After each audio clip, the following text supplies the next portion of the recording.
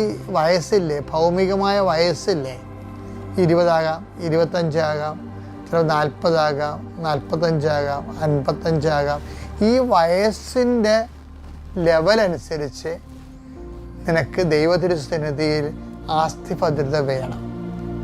നമ്മളെ എപ്പോഴും വില്ലനാക്കുന്നത് വയസ്സാണ്. തമാശ പറയല്ല. ഇപ്പം നിനക്ക് ഭക്തി ഉണ്ട്, വിശ്വാസമുണ്ട്, ദൈവത്തിരുസന്നിധി സുഹൃതങ്ങളുണ്ട്, ആസ്തിബദ്ധത ഉണ്ട് എന്ന് ചോദിച്ചാൽ കർത്താവ് എന്താ തിരിച്ചു ചോദിക്കണത്? നിൻ്റെ വയസ്സ് ചോദിക്കും കർത്താവ്. നമ്മൾ ആരെങ്കിലും ആണെന്ന് പറഞ്ഞാൽ നമ്മളുടനെ കർത്താവ് നമ്മുടെ ചോദിക്കും, നിൻ്റെ വയസ്സത്തെ നിനക്കറിയാമോ എന്ന് ചോദിക്കും. അപ്പം നമ്മളൊക്കെ ഇത് അങ്ങനെ ചോദിച്ചോ കർത്താവ്? അതെവിടെ ചോദിച്ചു? നിക്കോദേമോസിനോട് ചോദിക്കണില്ല. അതാണ് സംഭവം.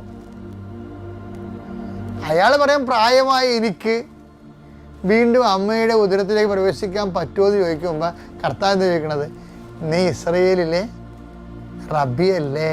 അതാ നിൻ്റെ സ്റ്റാറ്റസ്. അതാണ് ഇസ്രയേലിലെ റബി എന്ന് പറയുമ്പോൾ ചിലപ്പോൾ തന്നെ റബിയാകത്തില്ല. അതിന് നല്ല പ്രായവും പക്വതയും ഇരുത്തവും വന്നിരിക്കണം.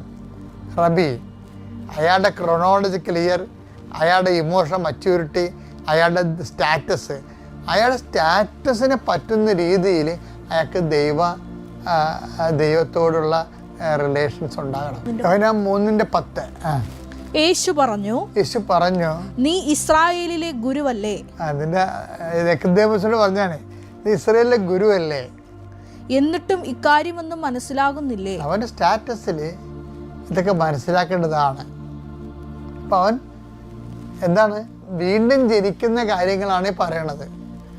അയാൾ ചോദിക്കണത് വീണ്ടും എങ്ങനെ ജനിക്കും, ഞാൻ പ്രായമായില്ലെന്ന് ചോദിക്കണത്. ഇപ്പം പ്രായമായിട്ട് കാര്യമില്ല, പ്രായത്തിനൊപ്പം അറിവുണ്ടാകണമെന്നാണ് പറയണത്. മനസ്സിലായില്ലേ? അത് ഭയങ്കര നിസ്സാരമല്ല, അത് ഭയങ്കര വെല്ലുവിളിയാണത്. അപ്പോൾ നമ്മളുടെ പ്രായത്തിനൊപ്പം ദൈവാനുഭവം നമുക്കുണ്ടാകണം. പ്രായത്തിനൊപ്പം നമുക്ക് ദൈവത്തിനെക്കുറിച്ച് അറിവും അനുഭവവും ഉണ്ടാകണം. അതുകൊണ്ട് അങ്ങനെ ഒരു അപ്ഡേഷൻസ് വന്നാലാണ് നമുക്ക് അതിജീവിക്കാൻ പറ്റത്തുള്ളൂ എല്ലാ വിഷയങ്ങളെയും.